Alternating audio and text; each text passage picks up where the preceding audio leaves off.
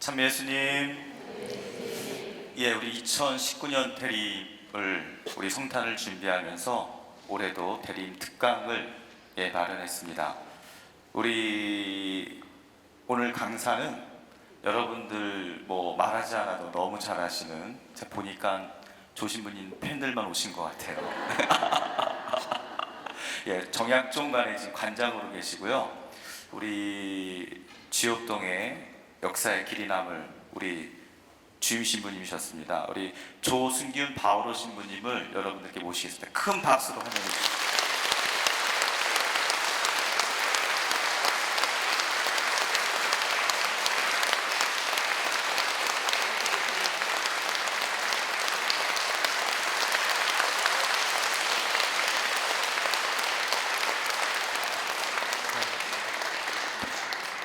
안녕하셨습니까? 야, 이렇게 많은 교우분들을 몇 년 만에 뵙는 것 같아요. 제가 있는 곳은 매일 신부님하고 저하고 셋이서 거기서 아침, 점심, 저녁 기도하고 같이 식사하고 같이 일하고 맨날 그냥 셋이서 어떤 때 4명이서 하다가 근데 오랜만에 이렇게 많은 분들을 뵈니까 너무 좋네요. 그래서 오면서 제가 있는 곳이 임진강 그 근처예요. 연천하고 적성하고 경계선이에요.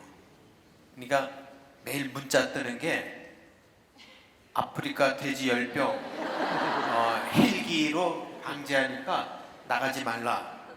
그리고 멧돼지 사살하니까 나가지 말라. 맨날 그 문자만 떠요.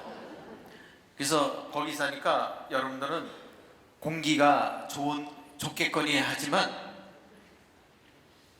주엽동에 오니까 공기가 여기가 더 좋아요. 거긴 밤마다 비닐로 생활용품을 다 태워요.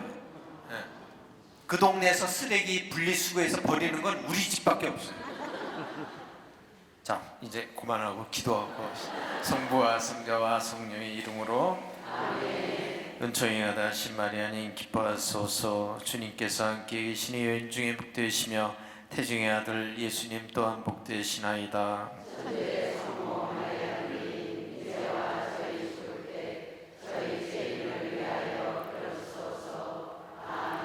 성부와 성자와 성령의 이름으로. 자, 제가 오늘 강의 준비한 성서 구절은 요한복음 8장 1절에서 11절 간음한 여인이에요. 자, 이 부분을 왜 선택을 했냐면요, 제가 그 정약종관에 있으면서 정말 사제생활하면서 그렇게 기도를 아침, 점심, 저녁 그리고 그렇게 묵상을 길게 해본 적이 그렇게 흔치는 않아요. 근데 그때 묵상 서적을 읽을 때 이 부분에서 제가 너무 감동을 받았어요. 그리고 거기 있는 사제들은 정말 기도를 하고 난 다음에 다시 1, 2년 후에는 다시 본당으로 복귀되는 신부님들이에요. 그러니까 제 입장에서는 그들과 함께 살면서 이분들을 어떻게 내가 대해야 되는지를 정말 가슴 깊이 밑바닥에서부터 정말 체험할 수 있게 했던 성서 구절이 이 부분이에요. 그래서 여러분들도 이 간음한 여인 이야기가 상당히 도움이 되리라고 말씀드리겠습니다. 자, 제가 한 2년간 이 강론이나 이런 걸 하질 않아서 좀 서툴 거예요. 그래서 여러분들 양해해서 잘 들어주시기 바랍니다. 이 간음하는 여인 이 부분이 요한복음에 처음부터 이게 삽입된 부분이 아니에요. 처음에는 독립된 필사본으로 이렇게 돌아다녀요. 근데 왜 성서를 집대성할 때 이 간음한 여인의 이 부분을 요한복음에 처음부터 넣지 않았느냐? 여기에는 이유가 있어요. 유대교도 그렇고 우리 초대교회도 엄격한 성윤리가 있었어요. 규범이 엄격한 거죠. 그래서 이 가늠한 여인의 이 부분에 나오는 예수님이 가늠한 여자가 참회를 하거나 보석을 하거나 어떤 처벌 없이 너를 단죄하지 않겠다. 이 부분에 대해서 교회 입장에서는 신자들이 혹시나 오해하지 않을까, 엄격한 성윤리가 팽배한 교회 안에서 이 성서규절은 받아들이기가 너무나 어려웠던 거예요. 그러다가 시간이 지나면서 예로니모 성인이 요한복음에 이 가늠한 여인을 집어넣어요. 자, 초대교회뿐만 아니라 유대교도 구약도 마찬가지예요. 엄격한 규정이 있었는데 왜 그랬냐? 당시에는 성에 대한 문화가 너무나 개방적이고 노골적이었어요. 여러분들 역사를 보면은 조선시대는 유교지만은 고려는 불교 문화권이에요. 그래서 불교는 성이 자유로웠어요. 삼국시대 때도 마찬가지고요. 성이 자유로워요. 그랬는데 유럽도 마찬가지예요. 성이 아주 자유로워요. 그런 시대에 살고 싶죠? 그래서 이 성이 너무나 문란했기 때문에 사도 바오로가 신자들의 몸은 그리스도를 모시는 성전이라고 이렇게 얘기를 해요. 그래서 성전을 모독하는 성범죄에 대해서 엄격하게 이렇게 이야기를 할 수밖에 없었던 거예요. 그리고 교회가 시간이 지나면서 이단 사상이었던 영지주의라든가 얀세니즘의 영향을 받아가지고 성이 더 엄격해져요. 그래서 성삼일 동안에 부부관계를 하면 아니 되는 거예요. 그리고 사순절, 대림절, 부활 8부, 성령 강림 대축일, 사도 축일, 대축일 이럴 때는 당연히 성관계를 가질 수가 없어요. 그러다가 9세기쯤 돼서는 더 법이라는 게 자꾸 붙잖아요. 수요일, 금요일, 토요일 성관계를 못해요. 왜? 수요일은 제수요일 생각하라고 안 되고, 금요일은 예수님이 돌아가신 날이라 안 되고, 토요일은 예수님의 무덤에 갇혀서 안 되고, 이렇게 저렇게 따지니까 83일밖에 부부관계를 맺을 수가 없는 거예요. 근데 83일도 이게 부부가 준비돼야 되는 날이 또 있잖아요. 그리고 임신기간 빠지고 김장하는 날 빼고 못 빼고 하면 이게 40 며칠밖에 되질 않아요. 초대교회 때는. 아니 초대교회가 아니라 중세 때는. 그러니까 부부 생활도 성관계를 이렇게 엄격하게 규제를 했는데, 하물며 1000년 전인 예수님 시대 때는 오죽했겠어요. 더 팽배했던 거예요. 그래서 구약은 가늠한 여인에 대해서 돌로 쳐 죽이게 돼 있어요. 그래서 이 부분은 하느님의 말씀, 즉 율법이냐 죄 지은 인간이냐 이런 등식관계가 성립이 돼요. 하느님의 말씀을 선택할 것인가, 죄 지은 인간을 선택할 것인가, 그 차이예요. 아주 단순해요. 그래서 성서를 제가 한번 읽어드릴 테니까 다 잘 아시겠지만 한번 곰곰이 이렇게 생각하시면서 들어보세요. 그때 율법 학자들과 바리사이들이 가늠하다 붙잡힌 여자를 끌고 와서 가운데에 세워놓고 예수님께 말하였다. 스승님, 이 여자가 가늠하다 현장에서 붙잡혔습니다. 모세는 율법에서 이런 여자에게 돌을 던져 죽이라고 우리에게 명령하였습니다. 스승님 생각은 어떠십니까? 그들은 예수님을 시험하여 고소할 구실을 만들려고 그렇게 말한 것이다. 그러나 예수님께서는 몸을 굽히시어 손가락으로 땅에 무엇인가 쓰기 시작하셨다. 그들이 줄곧 물어대자 예수님께서 몸을 일으키시어 그들에게 이르셨다. 너희 가운데 죄 없는 자가 먼저 저 여자에게 돌을 던져라. 그리고 다시 몸을 굽히시어 땅에 무엇인가 쓰셨다. 그들은 이 말씀을 듣고 나이 많은 자들로부터 시작하여 하나씩 하나씩 떠나갔다. 마침내 예수님만 남으시고 여자는 가운데 그대로 서 있었다. 예수님께서 몸을 일으키시고 그 여자에게 여인아, 그 자들이 어디에 있느냐?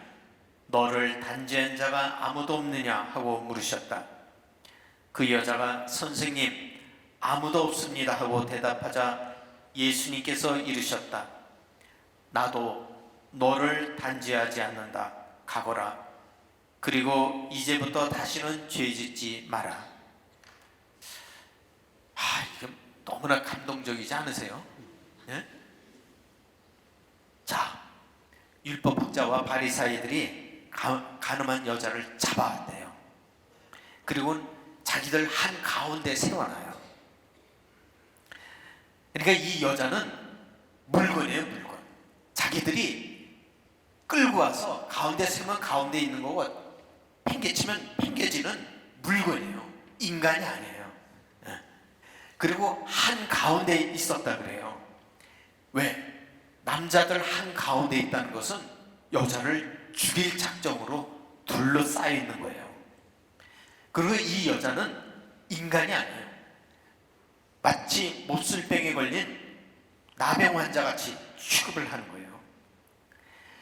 이 여자에 대해서 이름도 나오질 않아요. 이 여자는 여자를 대표하는 게 아니라 가장 약한 자를 대표하는 거예요. 남자라는 그 억압, 종교라는 권력에 짓눌린 약한 사람들을 말하는 거예요.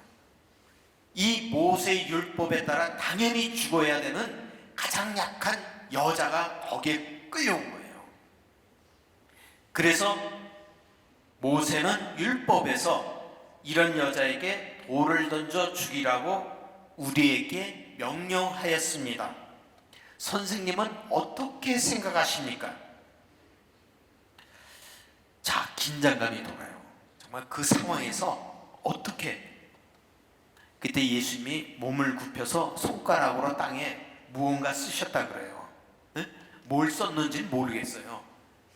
뭐 쌍말로 지랄하네, 너나 잘하자, 너나 잘해라 이 새끼야. 뭐 썼는지 뭘 썼는지는 모르겠어요. 극적 됐대요. 어딜 찾아봐도 전해지는 전승도 없고 기록도 없어요. 그런데 어쩌면 예수님이 흥분한 군중들을 한숨 돌리면서 이렇게 긴장을 흥분을 가라앉히는 그런 짧은 시간을 가진 것 같아요. 옛날에 서울교고 시절에 제가 백석동에 있었어요. 그때 지구장을 했어요. 그때 지구장은 파주까지 담당해요. 그러니까 본당이 그 당시에 20개예요. 그러니까 서울교고 지구장 때 신부가 34명이고, 근데 어느 본당에서 어린이집에서 문제가 생겼어요. 그러니까 유치원 교사 자모들이 작당을 해서 20몇 명이 백석동에 온 거예요. 막 지구장이라고 날 불러다가 막 얘기를 하는 거예요. 근데 제가 20몇 명을 상대하기가 벅차잖아요.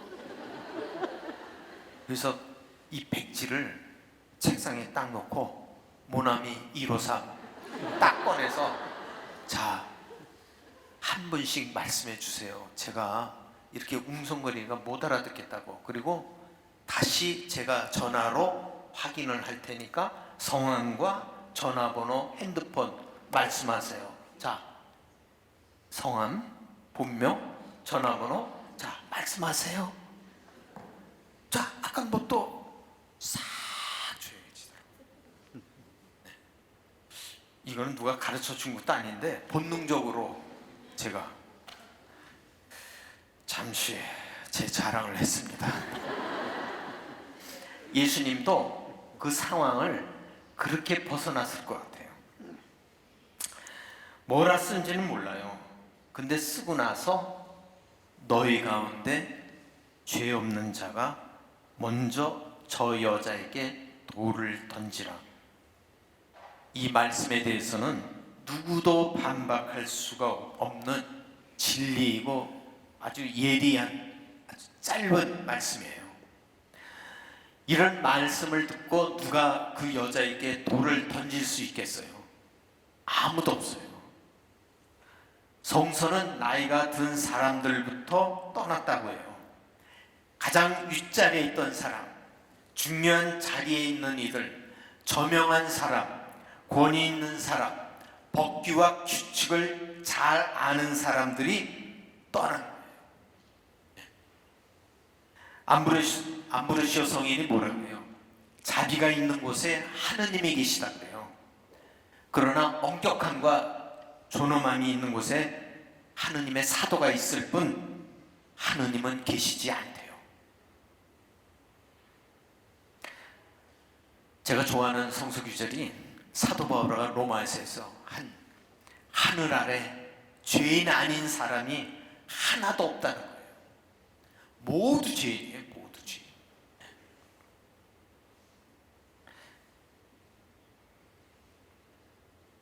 제가 같이 사는 사제가 있는데, 제가 처음 청약종간에 갔는데 젊은 사제가 기가 팍 죽어 있어요.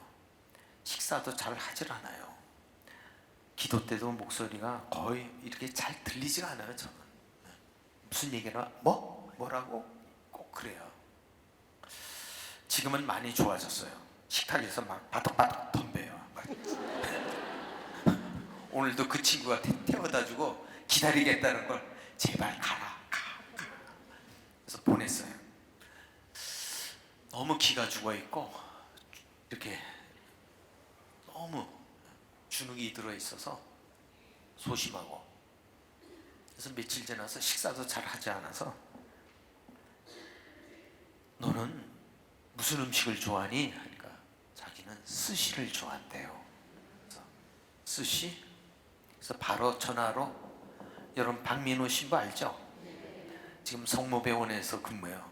민호한테 전화해서 넌 병원에 있으니까 회식이 많으니까 스시 제일 잘하는지 예약을 해라. 오늘 당장 5시 반. 그래서 예약해서 거기로 갔어요. 가서 맥주 넣고 주방장이야, 요리사 앞에 있는 테이블에 쫙 앉아서 주는 대로 스시를 먹으면서 맥주를 마셨어요. 그래서 제가 얘야, 내가 너보다 신부 생활을 해도 20몇 년을 더 많이 했고 나이도 너보다 20몇 년을 더 살았는데 죄를 지면은 너보다는 내가 더 많이 죄를 짓지 않았겠니? 사제로서 죄를 져도 너와 나의 차이는 너는 일찍 들통났고 나는 아직도 들통나지 않은 그 차이야. 하느님이 보시기에 너보다는 내가 더 많고 큰 죄인이야. 애가 눈물이 쭉 나오더라고요. 그거는 제 솔직한 심정이에요. 살면 살수록 죄를 짓지 살면 살수록 성녀가 되지는 않잖아요. 여러분 살아봤잖아요. 그렇죠? 살면 살수록 부부관계가 좋아질 것 같지만 자존심의 평행선은 날이 갈수록 변하지 않아요. 합의점을 못 찾아요. 부부는. 저는 살아보지 않아서 모르겠는데 자존심은 나이가 먹어도 끝까지 간대요. 그래서 야, 이게 사는 게 아니구나. 내가 야, 이렇게 와줘야 되는데 평행선을 간대요. 부부도.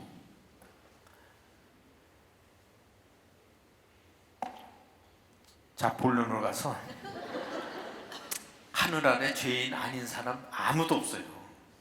누가 돌을 던져요? 침묵이 내려앉고 그 여자 곁에 군중은 다 떠나고 예수님만 남았어요.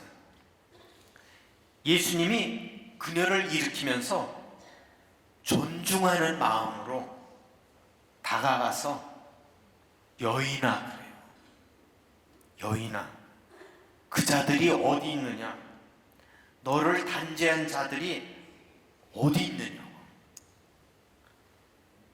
가늠한 여인은 자신을 인간으로 대하면서 사랑받을 수 없는 그런 상태까지 떨어진 자신을 지극한 자비로 감싸주고 용서해주면서 다시 사랑받는 존재를 느끼게 태어날 수 있게 해주신 예수님께 정말 무한한 그런 감동을 가지고 바라봤을 거예요. 여러분, 신약성서를 보면은 공생활 중에 상처받은 사람들을 많이 만나요. 예수님이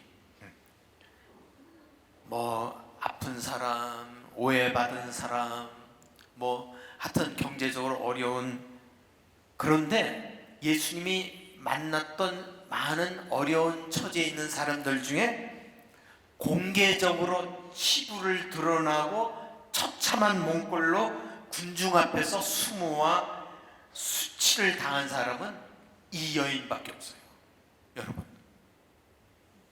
여러분 한번 생각해 보세요. 죽는 게 나아요. 여러분, 돈이 중요해? 자존심이 중요해? 돈이 중요하지. 돈이 중요해.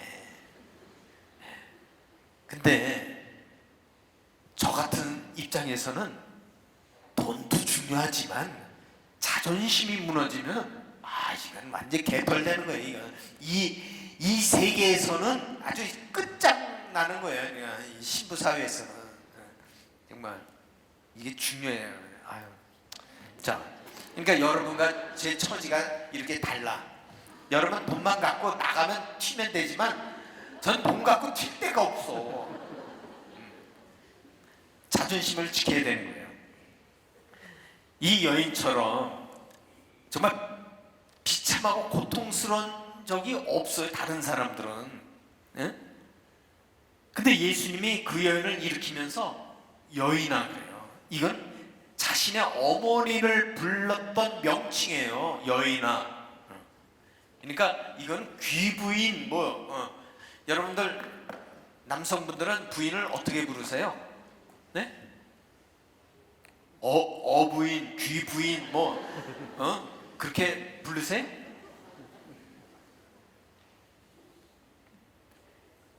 이 여인은 이제 더 이상 가늠한 여자가 아니에요. 잡혀서 끌려온 여자가 아니라 여인이에요. 여인. 그분은 가늠한 여자를 향해서 여인아 부르는 거예요. 그리고 여인아 부를 때 아주 극존칭을 쓰면서 눈에서 증오심을 갖겠어요? 부드러운 눈빛으로 눈빛만 봐도 용서할 수 있다는 것을 알 수 있는 정도의 또 불구하고 이런 여인아라는 호칭을 쓴 거예요. 여러분, 역사를 보세요. 역사를 보면 힘 있는 자, 즉 권력자라든가 부자들에 의해서 역사는 진행되지 않아요. 이 성당도 마찬가지예요. 몇몇 기부자들에 의해서 운영되는 것이 아니고 십시일반 가난한 신자들이 조금씩 교목금과 헌금을 내가지고 정말 할머니들이 쓸 돈을 가지고 내서 교회가 운영되는 거예요. 네. 이 사회나 공동체는 그렇게 약하고 부족한 사람들이 십시일반 도와가면서 살고 이끌어가는 거예요. 사회도 마찬가지예요.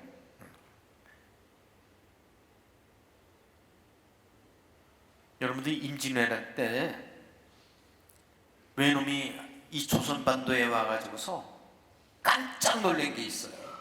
이게 뭔지 아세요? 7년을 자기는 정보 수집을 했어요. 간첩이 와서 길이고 뭐고 다. 근데 놓친 게 깜짝 놀란 게 4가지예요. 임금은 도망가는 거를 보고 깜짝 놀랐어요. 한양성이 함락됐는데 갔더니 평양으로 갔어. 그래서 또 그 지친 말을 끌고 또 평양 갔더니 또 의주로 도망갔어. 그래서 멘붕이 와요. 멘붕이. 자기네들 싸우면 성이 함락되면 성주가 배를 가르거나 항복을 하거나 뭐 그런데 이건 도망을 가, 도망을. 그래서 맹붕이 와서 일본에 전보를 쳐요. 왕이 자꾸 도망가는데 이거 어떻게 해야 되냐고. 두 번째는 뭔지 아세요? 왕 도망갔는데 백성들이 밤마다 주창 들고 덤벼요. 돌 던지고 스님도 그렇고 백성들이, 농부들이 의병을 일으키는 거예요. 이게 이해할 수가 없었대. 이해할 수가. 임진왜란은 민초들이 이끄는 거예요. 또 한 가지 할까요? 저 이건 말하고 싶지 않은데, 조선이 이렇게 가난한 줄 몰랐대요. 너무 가난했대요, 조선이. 너무너무 가난했대. 그리고 이순신이라는 장군이 있는 줄을 몰랐대. 이게 이순신 장군은 진짜 하느님이 보낸 거예요. 이순신 장군 때문에 일본의 물자가 해상으로 오지를 못했어요. 그래서 일본은 진짜 타격을 받았어요. 그리고 조선이 너무 가난해서 뺏어 먹을 게 없어서.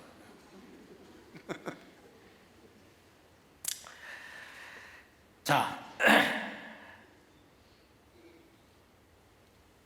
여인은 예수님께 용서를 청하지 않아요. 용서해 주세요 이러지 않았어요. 여러분 성서 보세요. 다른 사람들은 용서해 주세요, 낫게 해주세요, 내 아들 살려주세요, 다 그래요. 구질구질하게. 이 여인은 용서해 달란 말도 안 하고 그냥 옷이나 챙겨 입고 이렇게 부들부들 떨고 있었던 거예요. 이렇게. 응? 여러분, 예수님은 그 여자가 회개했는지 묻질 않아요. 너 회개했니? 너 용서받고 싶니? 너 네 잘못을 뉘우치고 있냐? 안 물어봐요. 성서 어디에도. 회개와 뉘우침은 우리를 과거로부터 묶어놔요. 그리고 용서는 과거가 깨끗이 잊혀지는 게 아니라 앞으로 나아가는데 도움이 돼야 되는 거예요. 이런 과거의 우리의 뉘우침이라든가 회개라든가 이게 잘못 생각하면 자꾸 과거에 머물러요. 이게 좋은 거 아니에요. 사순절 때 너무 그렇게 집착하지 마. 없는 죄를 막 쥐어짜느라고 이게 하지 마세요. 그거 좋은 거 아니야. 정신 건강에도 안 좋아. 있는 죄도 없는 척하고 살아야지. 없는 걸 뭘 긁어서 어렸을 때부터 지은 죄를 뭐 총고백을 하고 싶다. 할 필요 없다. 하지 마. 하지 마. 무의식 세계에 들어간 거는 그걸로 끝난 거야. 꿈에 나타나도 그걸로 그냥 모른 척해요. 성경에 보면 죄에 대한 대가를 치르기보다는 그냥 잘못을 인정하고 새 삶으로 나아가기를 바라는 게 하느님의 뜻이고 성경의 뜻이에요. 우리가 신앙생활을 한다는 것은 신앙생활을 하면서 착각하는 게 뭐냐면 내가 회개했기 때문에 하느님이 용서해 준다. 뭐 그럴 수 있겠어요. 내가 신부니까 고백을 하고 용서를 받았다. 뭐 그럴 수 있겠어. 그리고 내가 착하고 성실하게 신앙생활을 했기 때문에 보상도 받고 하느님을 만났다라고 그렇게 생각할 수 있어요. 그런데 역으로 생각하면 우리는 하느님을 만나야 착해지는 거예요. 내가 착해서 하느님을 만나는 게 아니라 하느님을 만났기 때문에 착해지는 거고 하느님이 나를 감싸준다고 느낄 때 우리가 회개를 하는 거예요. 더 쉽게 말씀드리면 잃어버린 양이 예수님께 온 게 아니라 그놈은 계속 헤매고 다녔어요. 예수님이 찾아가서 데려온 거예요. 아시죠? 그놈이 온 게 아니야. 예수님이 가서 데리고 왔어요. 99마리 양을 놔두고. 그래서 99마리 양은 어떻게 된 줄 아세요? 더러워서 다 도망갔어요. 아, 누가 그러더라고요. 그 자식들은 자존심 상해서 다 도망갔대. 자, 그러니까 예수님의 조건 없는 사랑을 체험해야만 조건 없는 사랑을 할 수 있는 거예요. 부부관계도 마찬가지예요. 남편이 날 사랑해야 내가 뭔가 잘해주고 싶은 마음이 있는 거예요. 그리고 부인이 나한테 잘해줄 때 내가 바람 피면 안 되지, 내가 일찍 가야지, 이런 거예요. 여러분들, 응? 그렇지 않아요? 여러분이 본당 신부를 사랑해야지. 강론이 너무 좋아요, 자꾸 그런 말을 해야 본인이 정말 대충 할래다가도 강론이 좋다는데 더 열심히 해야지. 응? 신부님 좋아요. 그러니까 진짜 좋은 집만 골라서 해야지 그래요. 근데 신부님 정색하고, 이거 신자로서 1대1 드리는 말씀인데 신부 그렇게 살면 안 돼요. 그래봐요. 신부가 두 손 잡고 내 잘못을 깨우치게 해주셔서 감사합니다. 그런 신부가 10 중에 있을까 없을까? 한 명이라도. 없어요. 없어. 저는 이 사람이 제정신이 아닌가? 눈동자가 풀렸네? 전 그래. 저는 그래도 고수라. 고수 아닌 사람 멱살 잡고 같이 싸워, 언성 높이고. 그러니까 좋은 사제를 만드는 거는 좋은 신자들이 만드는 거예요. 그리고 좋은 신부가 좋은 신자들을 만드는 거고요. 서로 쌍방이 만드는 거예요. 그런 거 같지 않아요? 진짜 부부관계도 그럴 것 같아. 예수님의 희망적인 말을 하셔요. 나도 너를 단죄하지 않는다. 이 말씀의 핵심은 단죄하거나 용서할 죄가 너의 마음에 있어서는 안 된다는 거예요. 여러분의 죄의식이라든가 여러분이 용서받아야 할 죄는 앞으로 나아가는데 아주 걸림돌이 되는 거예요. 죄로부터 해방이 되는 것이 바로 하느님께 나아가는 거예요. 그래서 예수님이 그 여자를 탓하지 않은 거예요. 탓하면은 이 여자는 앞으로 살아갈 수가 없는 거예요.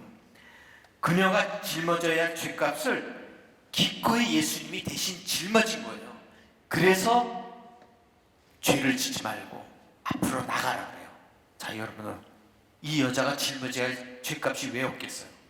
예수님이 십자가에서 대신 짊어진 거예요. 여기서 중요한 거예요. 우리의 죄는 있음에도 불구하고 저분이 십자가를 졌기 때문에 우리가 당당하게 앞으로 나아가는 거예요. 아셨죠? 네. 너무 죄에 대해서 전혀 주눅들면 아니 돼요. 우리가 살아가면서 후회라든가 아쉬움이라든가 죄책감 이런 속에서 살아가시는 분들 있죠? 너무 착해서. 한 달에 2번씩 고해성사 보는 분 손 들어봐요. 이것도 병이야. 너무 괴롭히지 말고 신부들 적당히 보세요. 적당히.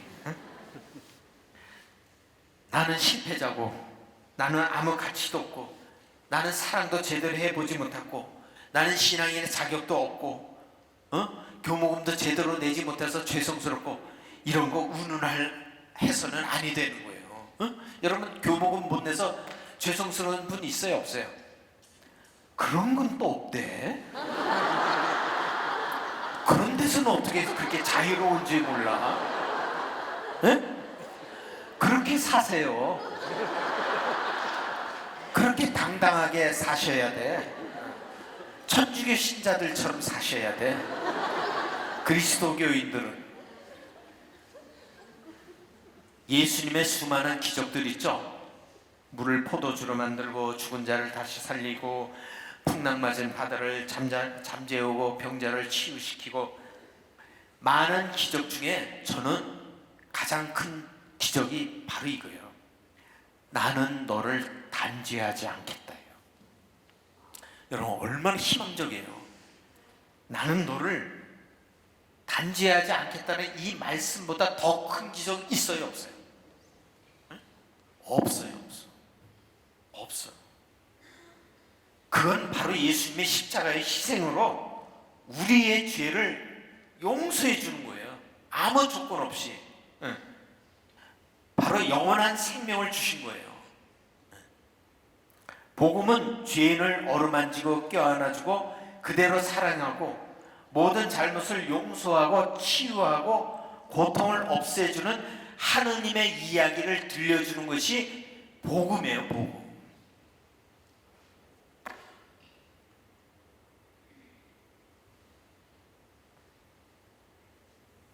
예수님이 그 여인에게 가거라 그래요. 이제부터 다시는 죄 짓지 말라 그래요. 이 짧은 말씀은 한 사람의 삶을 바꿔놓기에 충분하고 옆에서 그냥 지켜보는 우리가 눈시울이 이렇게 젖어져요. 언제 한번 요한복음 8장 1절에서 13절까지 집에서 한번 찬찬히 정독을 한번 해보세요. 이 여인이 나다라고 생각해 보시고요. 군중들은 여자를 죽이려 했어요. 근데 예수님은 새로운 삶을 제시해요. 사람들은 돌로 여자를 덮으려고 했어요. 근데 예수님은 길을 터줘요. 터줘. 더 이상 과거의 일이 중요하지 않고 미래가 중요하다는 거예요. 어제의 악행보다는 내일의 착한 행위가 더 중요한 거예요. 사람은 과거의 죄에 짓눌려서 자기 안에 쌓아 올린 감옥에 갇혀 있는 거는 진짜 바보예요. 바보. 사랑과의 단절하고 부부관계에서 남편이 나한테 이랬지, 시어머니가 한통속이 돼서 날 이렇게 괴롭혔지, 그래서 벽다를 하나씩 쌓아. 그래서 저 인간들, 못된 인간들, 쌍것들 하면서 그 자기만 손해요. 자기만 손해요. 나는 안 그랬겠어? 응? 누구를 원망하면서 살지 말고 예수님이 가져다주는 자유와 평화를 이렇게 자기 스스로 자기에게 얘기하세요. 예수님이 여인에게 가거라, 내 과거에서 떠나라, 새로운 곳을 향해서 가라. 너는 이제 가는 한 여자가 아니고 사랑할 수 있고 사랑받을 수 있는, 네가 제일 잘하는 그런 사랑을 마음껏 누릴 수 있는 여인이라고 격려해 주는 거예요. 어쩌면 이런 복된 죄가 천국으로 인도하는 거예요. 우리가 상상하는 천국은 우리가 알고 있는 성인들로 가득 찼을 것 같기도 해요. 그러나 거기에는 가능해서 용서받은 이 여인도 거기 있을 것이고, 용서받은 수많은 죄인들도 천국에 가 있는 거예요.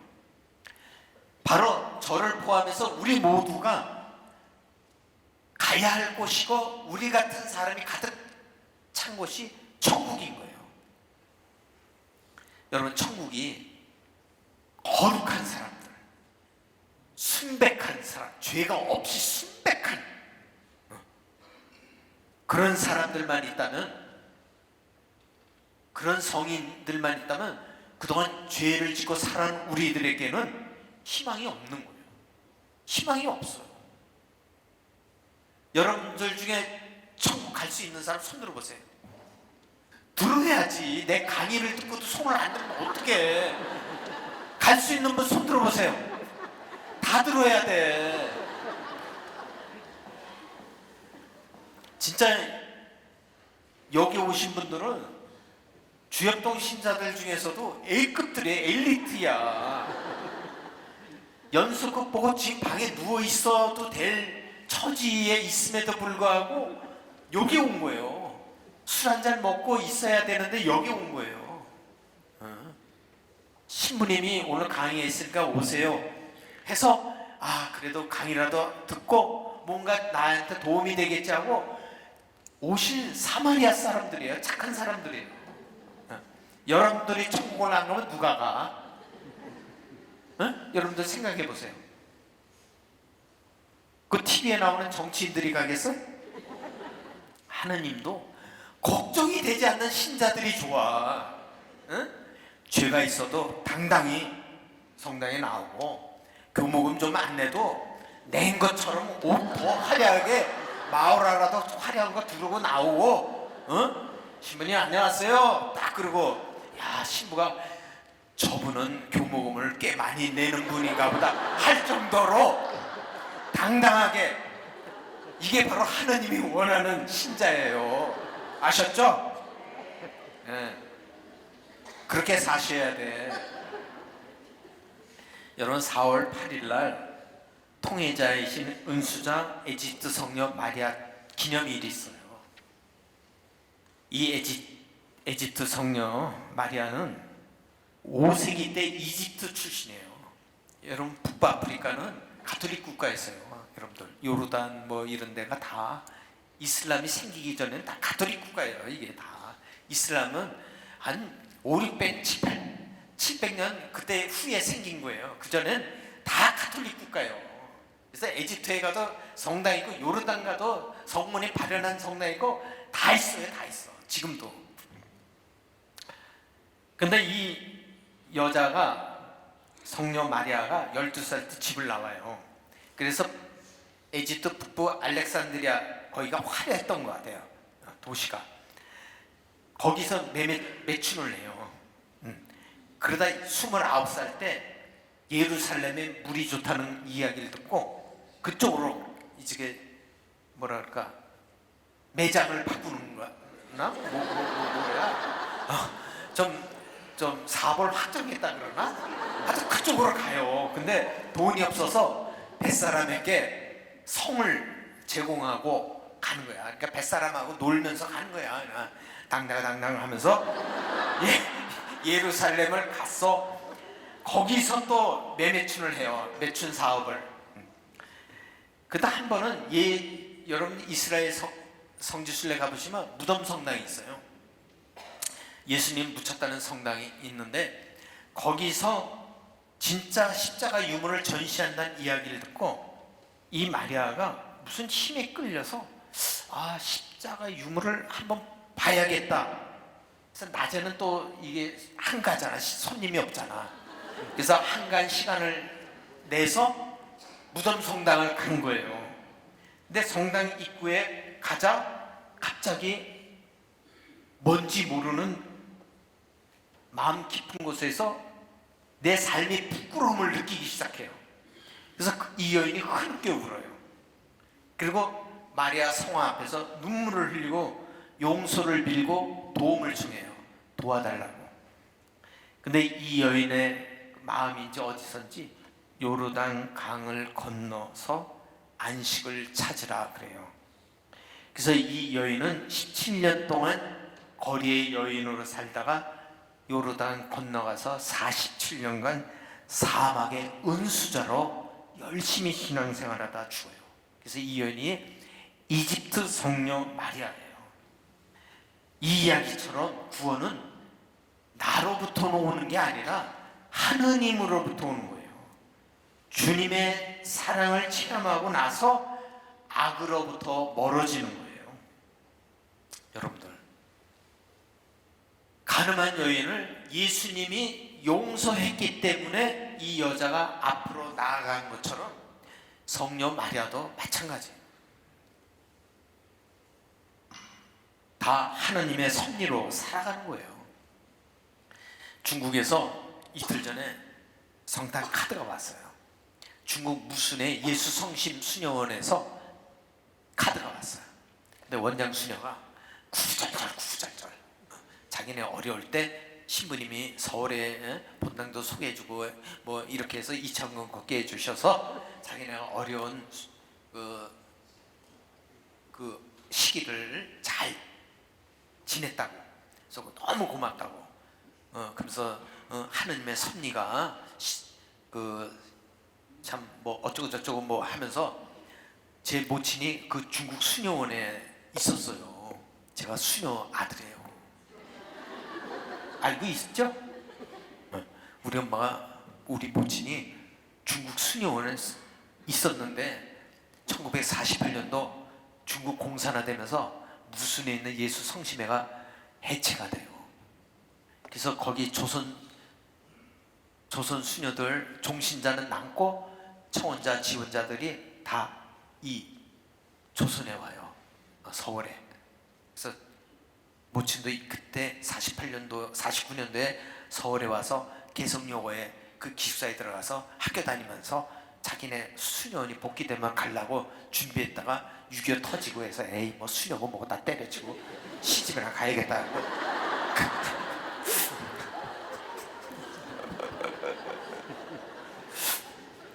근데 하여튼 어쨌든 하느님의 섭리는 그 수녀가 쓴 카드에 그래요. 하느님의 섭리는 자기 수녀원에 있다가 해체돼서 가신 유말달 통해서 아들을 3명이나 신부로 만들었고 그 아들이 결국 우리 수녀원을 도와주는 그런 지렛대 역할을 한 거 정말 하느님의 섭리 같다고 구절도 썼어요.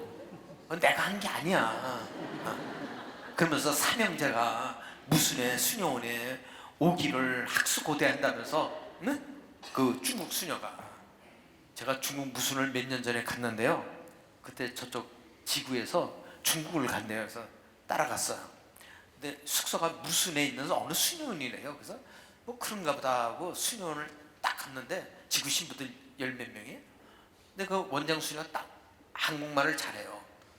10몇 년 전에 한국에 와서 한국말을 배워가지고 서강대에 있으면서 자기네 수녀원을 다시 재건해야 되니까 한국 수녀원에서 자료를 다 가져가고 그래서 한국말 배우면서 한국 수녀들하고 그러면서 틀을 잡아서 간 거예요.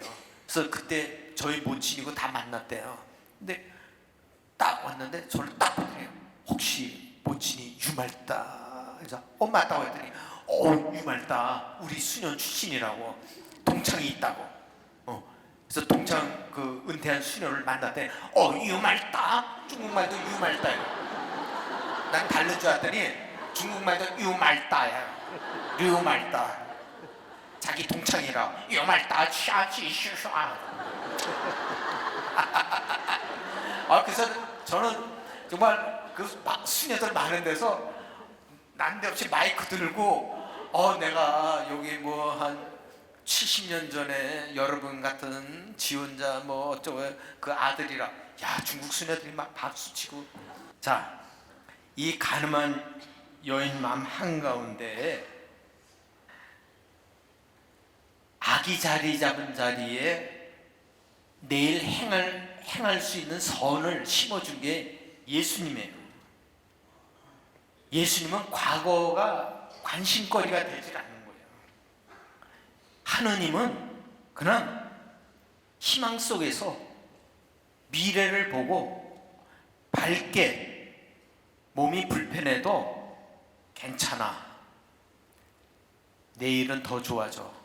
지금 안 좋아도 나는 천국에 가서 정말 행복하게 살 거야. 이런 것이 신앙인 거예요.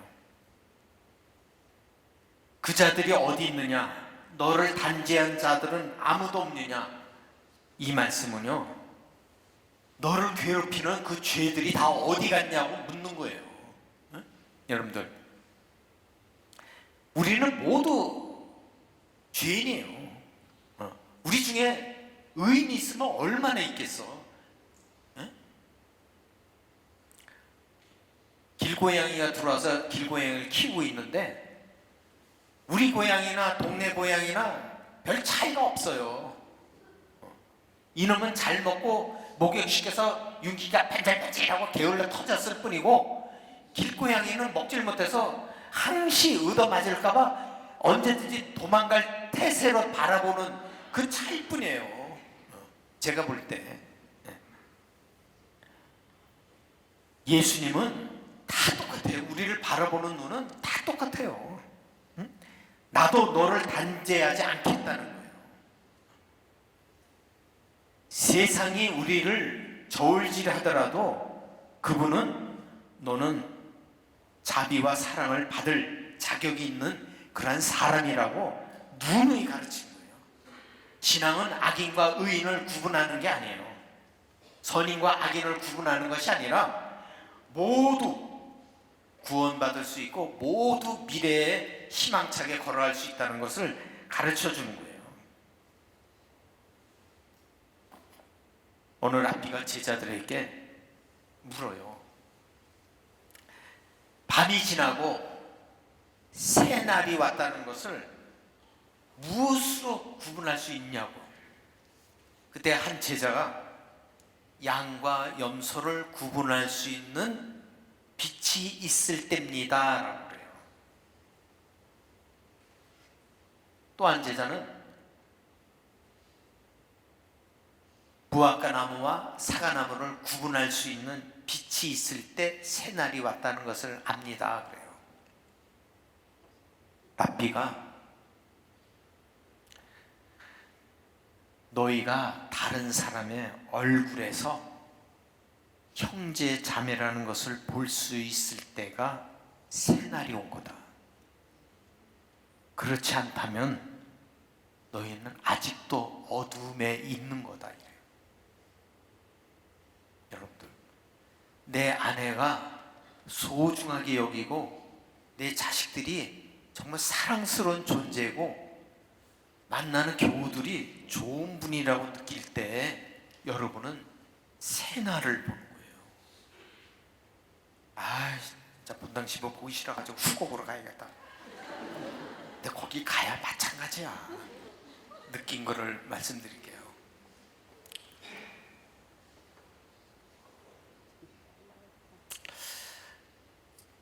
그 사제 생활을 한 30년 넘게 했는데 이렇게 아침 기도, 아침 미사를 신부들과 항상 같이 하고 점심 때는 9일 기도를 바쳐요. 항상. 그리고 저녁에는 저녁 기도 바치고 묵상을 길게 가져요. 그럼 매달 다락방 기도회를 또 신부님들하고 해요. 정말 기도 때문에 일을 못할 정도예요. 이게 시간이 자꾸 쪼개지니까 뭐 좀 하려 그러면 이 기도가 5분, 10분에 끝나는 게 아니고 막 이게 30분, 뭐 40분, 50분이니까 이게 뚝뚝 잘라지는 거예요. 이게. 근데 기도를 하면서 좋아요. 행복하고. 근데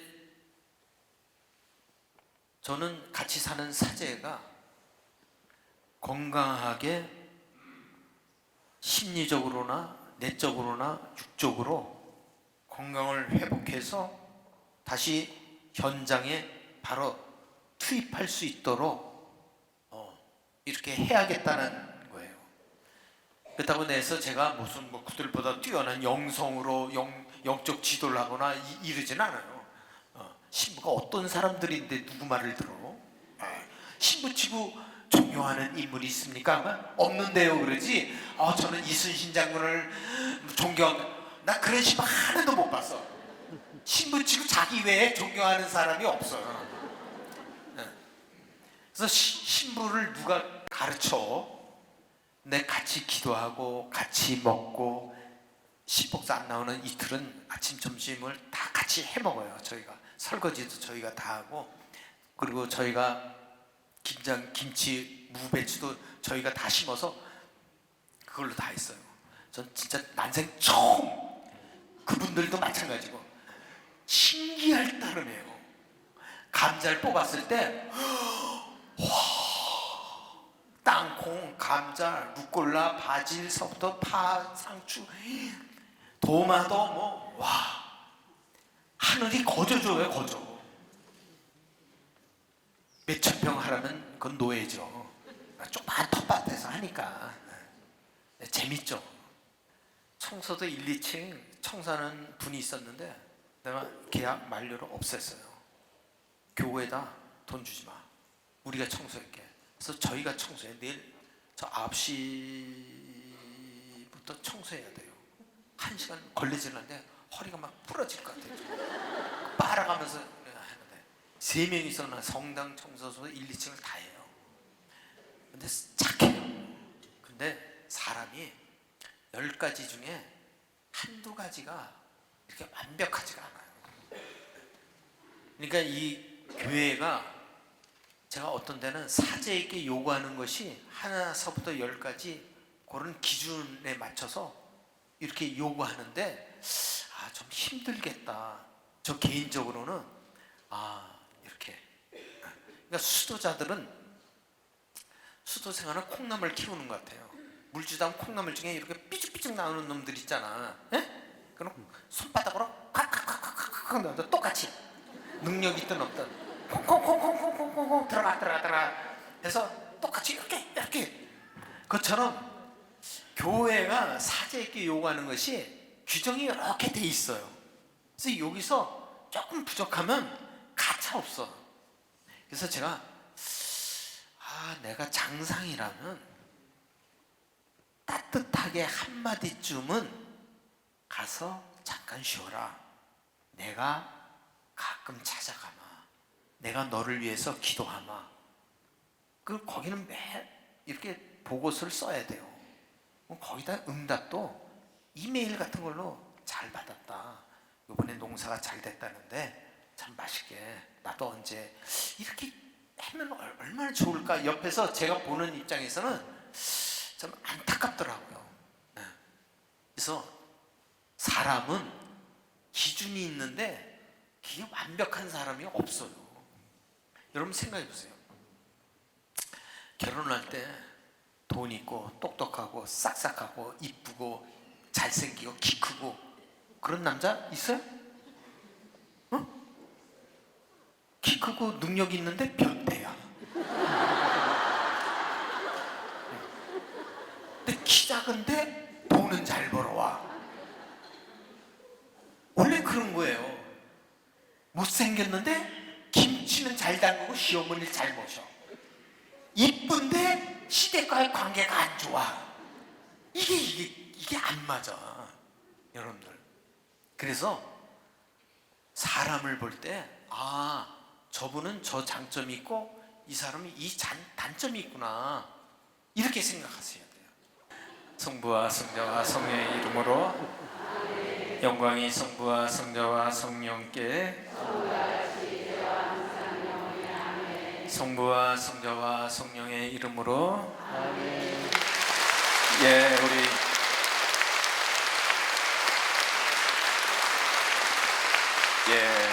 큰 박수 다시 한번 보내주세요.